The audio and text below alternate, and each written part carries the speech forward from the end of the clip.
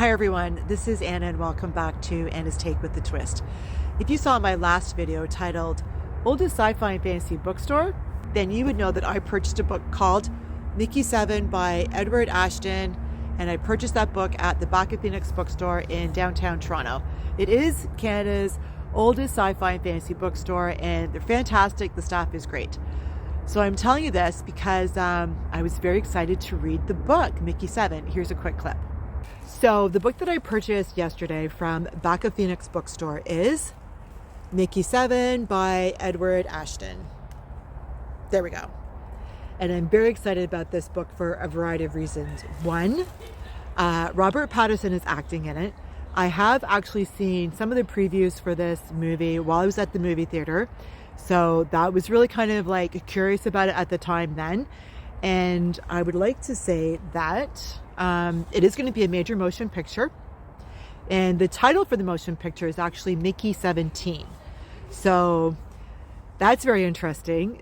But the reason that I'm very excited to see this is because it is produced, written, and directed by Bong Joon-ho. And like I said, Robert Pattinson is going to be Mickey 17, who is a disposable employee. So there we go. Who doesn't feel like that at times? Now, the reason that I'm really super excited about this is because Bong Joon-ho is the director for Parasites. I think he actually wrote Parasites also, and Snowpiercer, the movie. So for someone who didn't think that she was really into sci-fi and fantasy, I think I'm more into sci-fi and fantasy than I actually believe. So as you can see, I was very excited to read the book Mickey 7. I discovered the movie was called Mickey 17, that Bong Joon-ho was attached to it, and I'm very excited about that because Bong Joon-ho has adapted the graphic novels for Snowpiercer into the screenplay, and he directed the movie Snowpiercer, which then became a TV series, which he is now executive producer for. Bong Joon-ho is also attached to, well, he wrote the story and the screenplay for Parasite. At the same time, he directed it and also produced it. And he won the Best Original Screenplay, the Oscar for the Best Original Screenplay. Then he also won for Best Director and for the Best Film of 2019, Parasite. So, the movie for Mickey 17 is actually completed, and I'm not really sure what's going on with that. But I will say that that is a huge feat because the book Mickey 7 was released to the public on February 15th of 2022. It's a fantastic book. I'm really glad that I read it, and I understand why Bong Joon-ho has decided to use it, to adapt it. So for anyone who forgot, we had the writer's strike, which began on May 1st of 2023. That ran for several months. Then we had the actor's strike, which began the second week of July of 2023. That went on for several months. So it takes a lot to get a film up and running.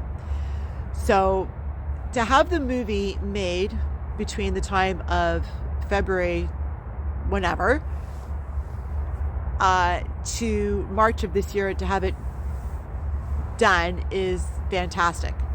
And I'm thinking that Bong Joon-ho has a lot of different ideas for this because the movie is classified as an R rating.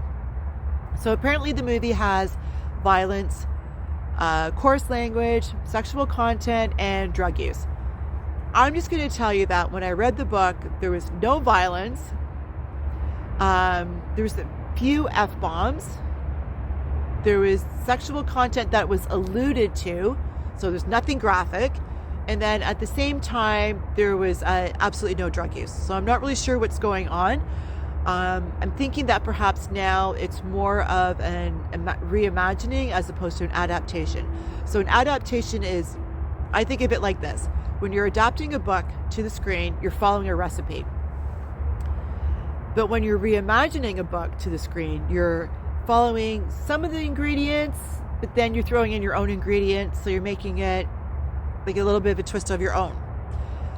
So I'm hoping that movie will come out soon. It was supposed to be pushed again till January of 2025 and pushed again still until April of 2025. I guess they're thinking that because Bong Joon-ho has already won so many different awards, that perhaps he's going to win an award for this one also.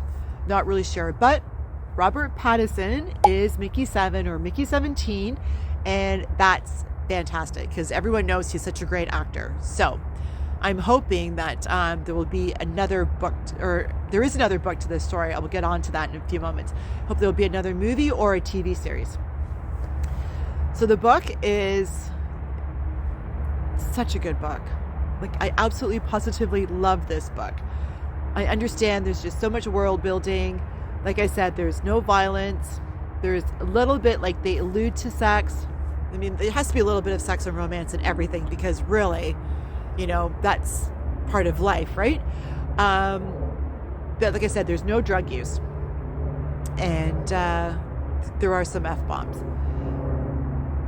Mickey 7, which is really like Mickey Barnes. You know, he's kind of a boring person. He lives on this planet called Madgrid. He went to school, became a historian, which did not serve him well. He did not get any jobs, I'm guessing.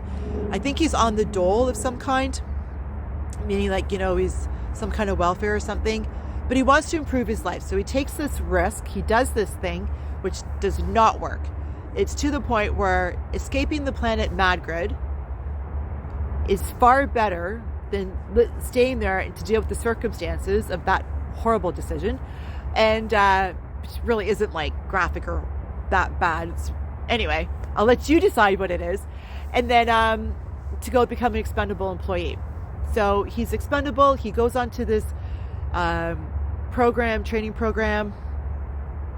And, you know, they take his DNA and they basically, like, you know, remake him every time he dies. So he, you know, he tries to, like, do things to, like, help the colony, the planet, all this kind of stuff.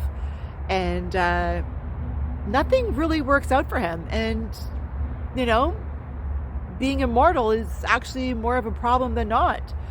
So I kind of feel bad for him, you know, because here's like this guy and he's just trying to make it, and everything he does just does not work out. Anyway, towards the end of the book, there's an introduction to what is called antimatter.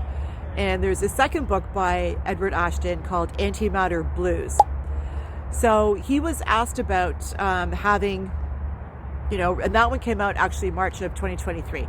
So he's going to write a third book. Well, he said that he has to wait for his editor and publicist and probably agents to see what's going to happen with the movie, if it's going to be turned into a TV series, which it very well could, because there's a lot of world building. So Edward Ashton touches on, yes, you know, here's Mickey Barnes, you know, things are not working out for him. So there's that.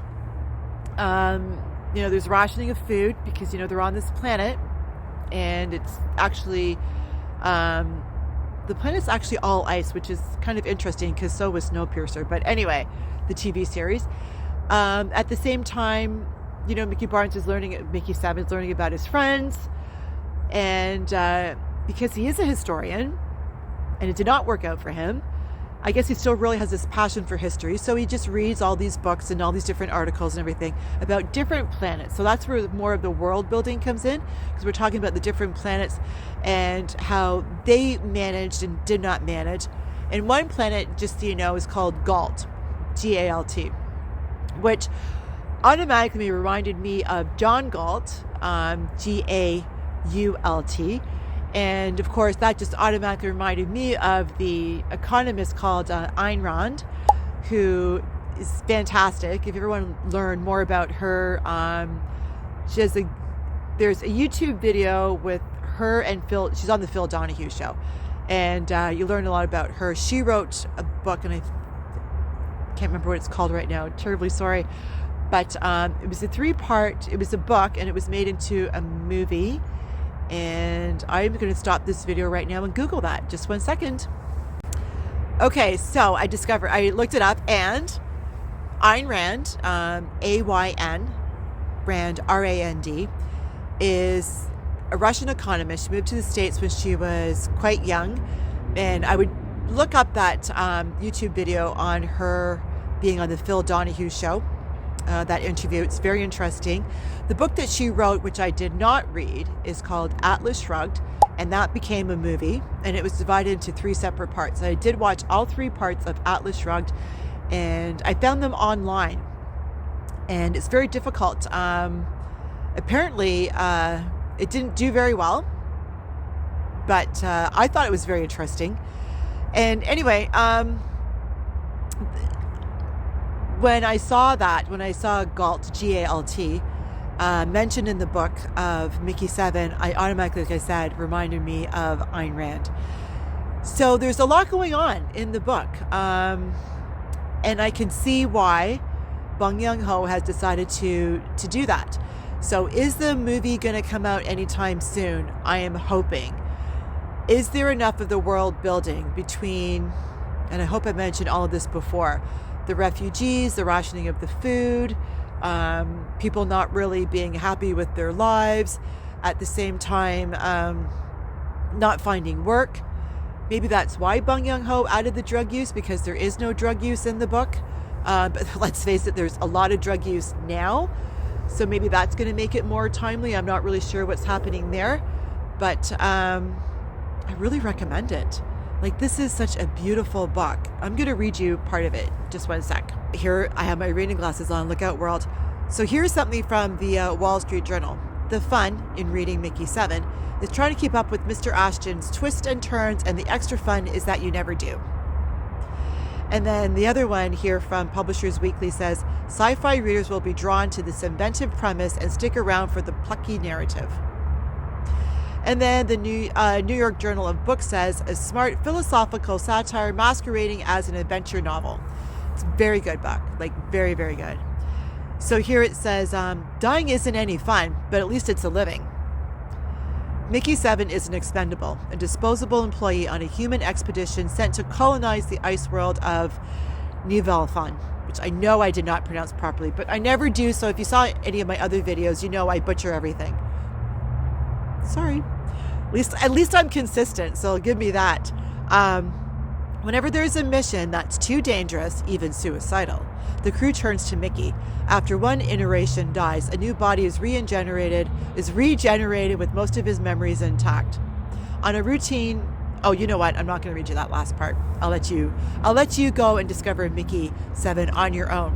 So I'm not really sure what's happening. However, antimatter is something that was brought up in the book Mickey 7 in the last few chapters, and there's a book called Antimatter Blues, and that is added in towards the end of the book. So I did read like just a little bit of that, because I would like to watch the movie, compare it to the book, see if it's been an adaptation or a reimagining, and then at the same time very curious to see if there is going to, and at the same time very curious to see if there is going to be a TV series or if there's going to be any more books. Anyway, thanks again for watching Anna's Take with the Twist. Oh, right, totally forgot. If you want to subscribe, if you want to go and leave a comment or a like, or you want to share this, please do. Thanks again for watching Anna's Take with the Twist, and that's a wrap.